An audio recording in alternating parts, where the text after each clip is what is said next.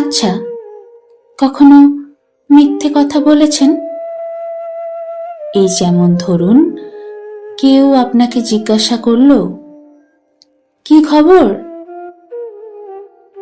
আপনি বললেন, এই তো ভালোই আছি। কিন্তু আপনি মনে মনে জানেন আপনি আসলে ভালো নেই। আপনার মনের মতন কোনো কিছুই আসলে জীবনে ঘটছে না। হয়তো টাকা পয়সা নিয়ে কোনো সমস্যায় আছেন, হয়তোবা কোনো অসুস্থতা অনেক দিন ধরে আপনাকে বা পরিবারের কাউকে ভোগাচ্ছে।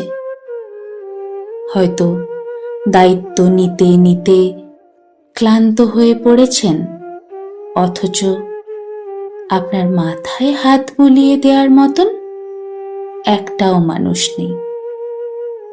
হয়তো সম্পর্কটাও ভেঙে যাওয়ার দোরগোড়ায় দাঁড়িয়ে আছেন। তাও সব উপেক্ষা করে আপনি বলেন, ভালোই আছি, চলে যাচ্ছে। এই মিথ্যেগুলো আমাদের ভেতরটা কামড়ে খায়। আপনি সত্যিটা জানেন, তাও সত্যিটাকে বারবার এড়িয়ে যান।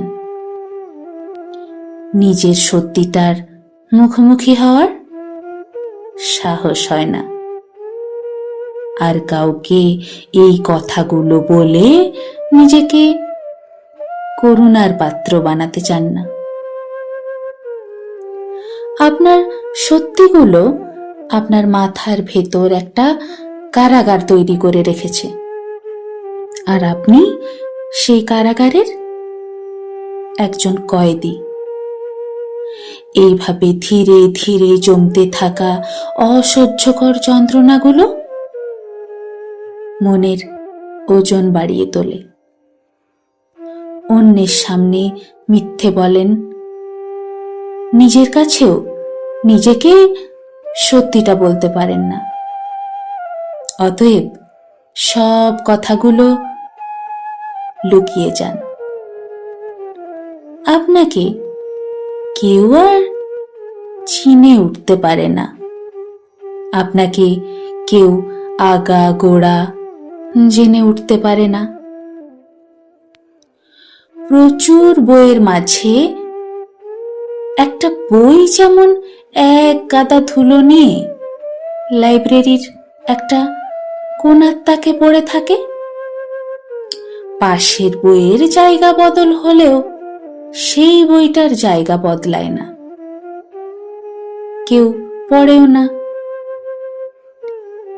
আপনিও সেই বইয়ের মতো একদিন সব মানুষের মাঝে থেকেও একা থেকে যান। আপনাকে কেউ আর জেনে উঠতে পারে না, শুধু ওই একটা মিথ্যের জন্য।